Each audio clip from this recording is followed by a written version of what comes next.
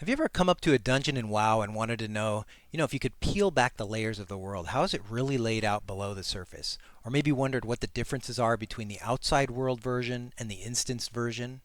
Well, let's take a look at one of my favorite instances, Maraudon. And for me, more than any other dungeon, Mara had this initial feeling of confusion in the way that it was laid out, and this amazing sense of like going down the rabbit hole as you move through three completely different regions that culminated in this amazingly designed final area with the ugliest possible final boss. So let's dive in. Here is the full real game Maraudon map. And this is actually two maps on one page. On the right hand side here is the real world uninstanced portion, which has its own in-game model here. And on the left is the internal or instance version, which also has its own separate model that you're transferred into when you zone in. And of course, there's some overlap between these two models so that when you look in either direction through the instance portals to the other side, you see similar layouts, but they're not exactly the same. And in fact, if you were to drag the external map over the top of the instance version, they're actually off a little bit. They don't line up, and that's because they likely started off designing one with a copy of the other, but then they would have evolved on their own, which is why you see these slight differences when you look at the same spot before and after you've zoned in.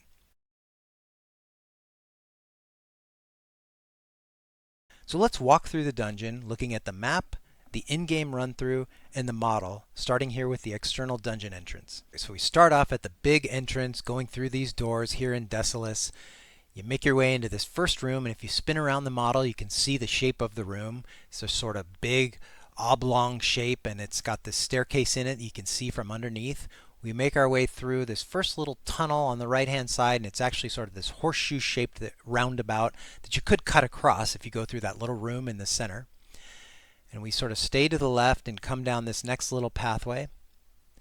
Cut to the right and you end up in this second room, which is two sets of roundabout staircases that you can see from underneath in the model.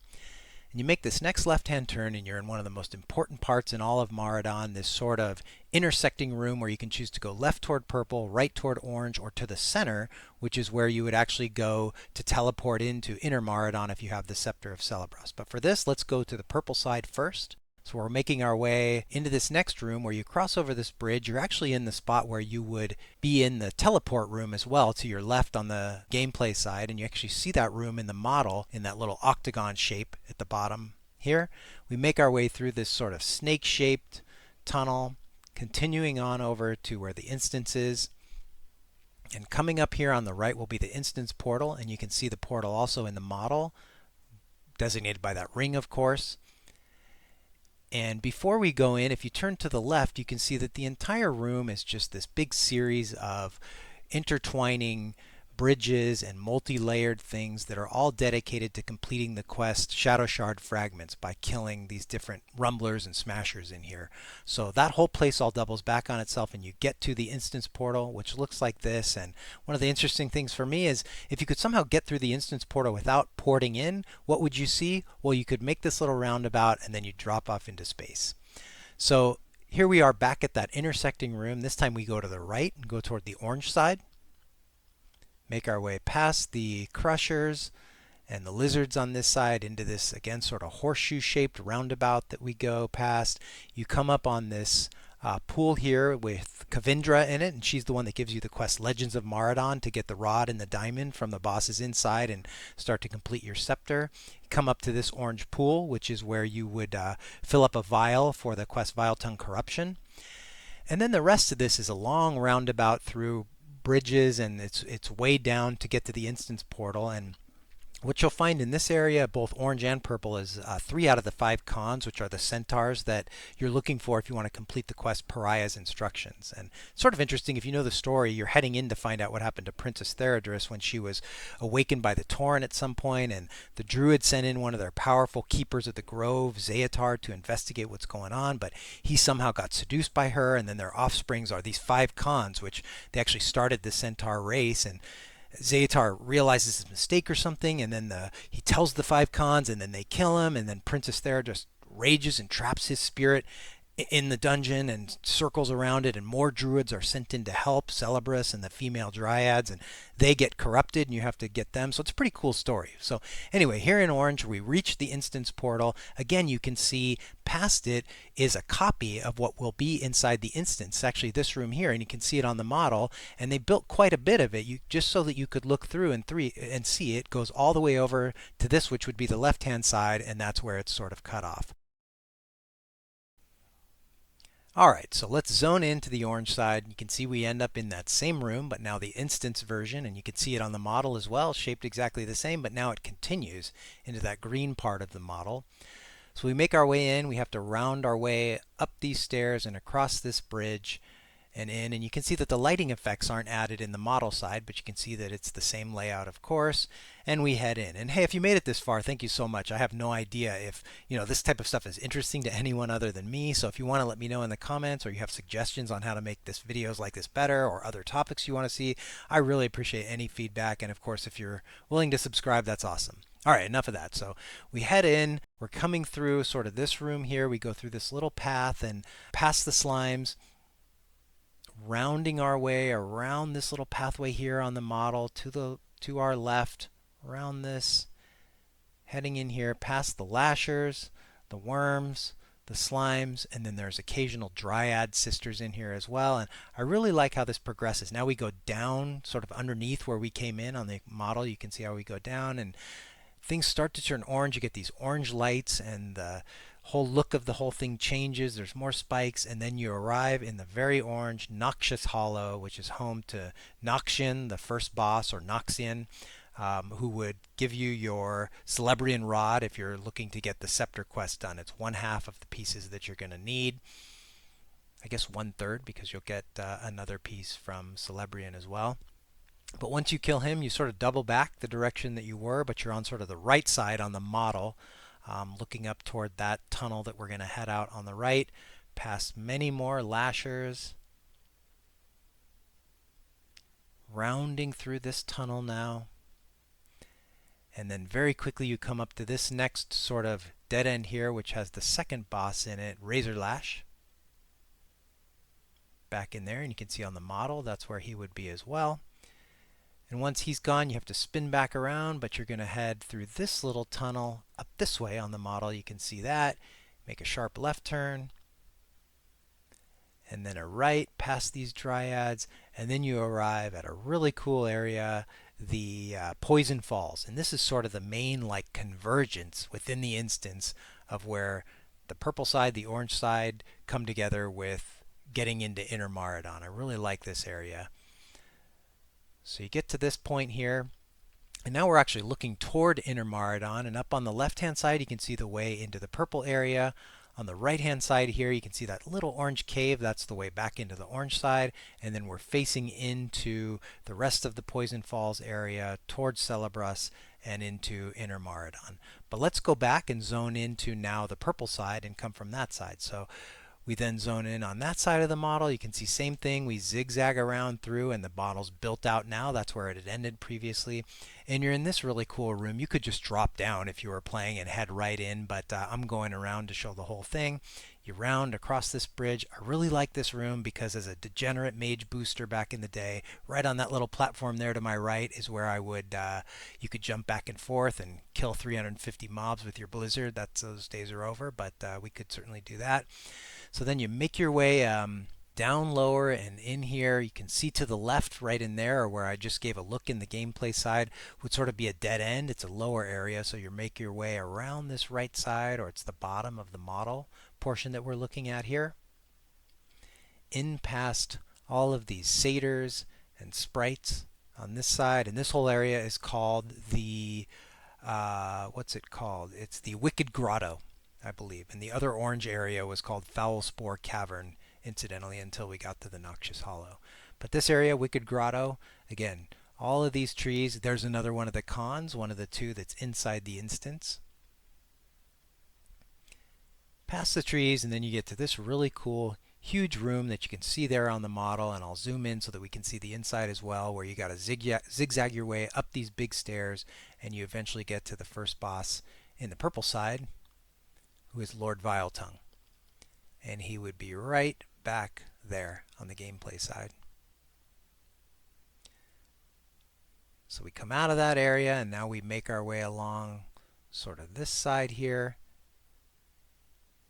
and we head into this little tunnel here, make a right, make another sharp right, and you're in sort of this little two-pronged tunnel that, again, once you start to see the slimes and the green pools, you know that you're making your way into the inner Maraudon. And by the way, this area where these falls are, you got these shamblers in here. One of them can be a rare called Meshlock the Harvester, no relation, I think.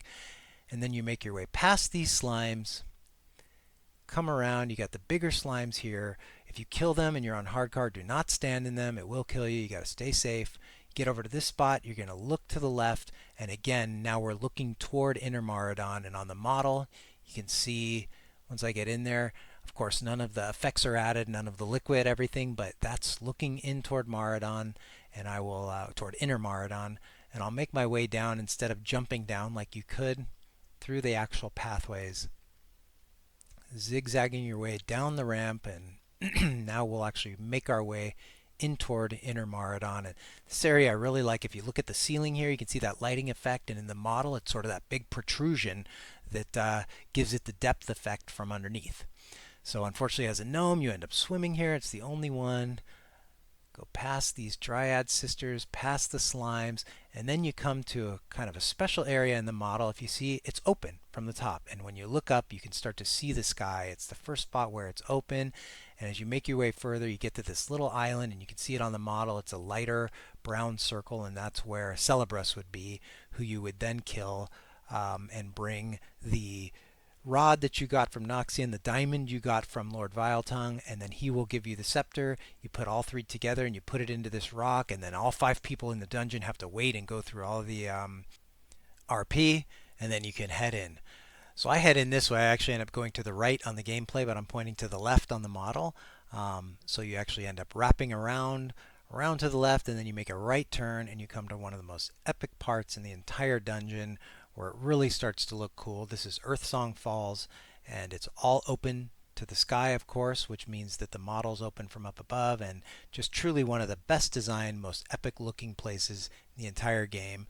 And if you move over to the edge and look down the falls, there's a big pool that you could swim across. You could jump down here, and right now we're looking across to where you would zone in if you had the Scepter of Celebras and had gone to that central area that I showed in the external version and wanted to portal in.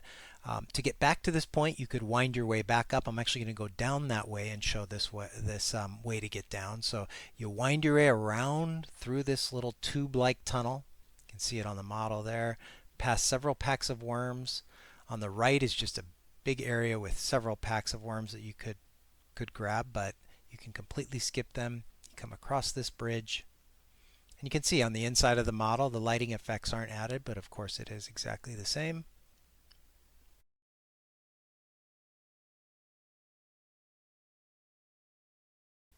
Winding our way down, and really you're just kind of reducing your altitude here to get down to this little tunnel at the bottom, make your way in here, and you can see that sort of spire straight ahead, and it's represented by like that donut there on the model. Make our left-hand turn, which on the model is to the right because it's kind of reversed, but and then we head our way in toward the Hydras.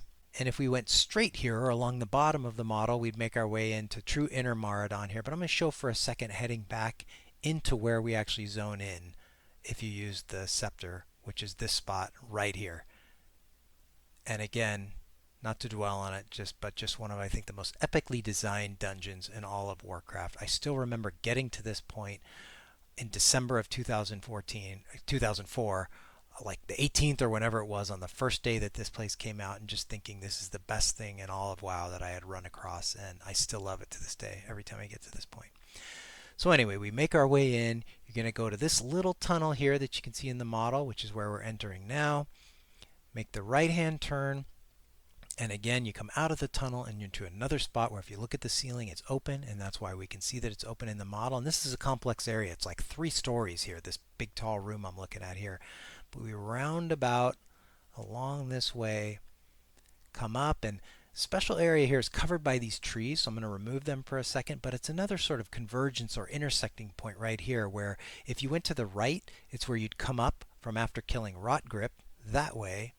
But if you go to the left and up here, it's where you'd head up to kill Landslide. And if you go to sort of the bottom area, it's where you'd go to kill Princess. So in this case, I'm going to run and go across the bridge first and go up to Landslide, which is I think the way most people do this run. Cross the bridge, make a right. Up we go. Lots of giants to kill.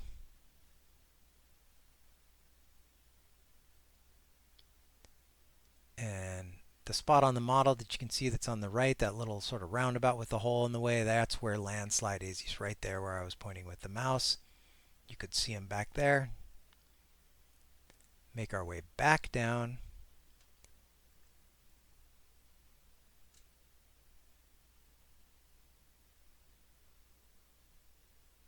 Past the giants, past the lizards. These guys are a pain for casters. They'll silence you. Past the guardians, the rocks. When you kill the big ones, they break into other ones. And again, just another epic scene as you come into the main area where Princess's area is. Another big set of waterfalls, and you're kind of looking down on that bridge, and you can see it in the model as well. Multi-leveled. Of course, there's no water in the model, but that water down there is where Rock Grip is, and it's another complex area. There's a tunnel to the left that would wrap around and then let you come across that bridge that you're looking at. But we're going to make this right-hand turn and head down this pathway to Princess. Past 3 sets of giants and 1 set of rocks that's on this pathway. And you know this one well if you've ever had to farm for your Blade of Eternal Darkness. And you can see there's a lighting effect over the Princess's main area. And in the model, if you turn that layer on, you could see it's just like a big layer that I popped in there for a second. But we finally reached the ultimate boss, Princess Theradras. There she is in all of her glory. You would kill her as a team and then turn back around, and it's time to jump down into the falls and make your way toward Rot Grip. And I always thought this was an interesting instance, and I think it's why it was changed in Cataclysm. They changed the location of some bosses and some other things, because it was very weird that you would kill what really is the end boss, and then most groups come down and kill Rot Grip after that, and they kill Tinker or Grislock, Tinker or Gizlock after that, which is kind of weird, kind of anticlimactic to get a few more bosses. They moved at least Tinkerer later. But there's Rot Grip, the big crocodile down in the water here. And of course, we're making our way toward that tunnel that you can see in the model on the right-hand side. This is where we were looking down from above originally. Make our way into the tunnel, and you can see we're now in this little tunnel that comes out the bottom, and then we make our way into this big room, which really its sole purpose is just to raise your elevation back up. You can see the inside, how it looks without any of the mobs or the lighting effect or the water. We wind our way back around through this room.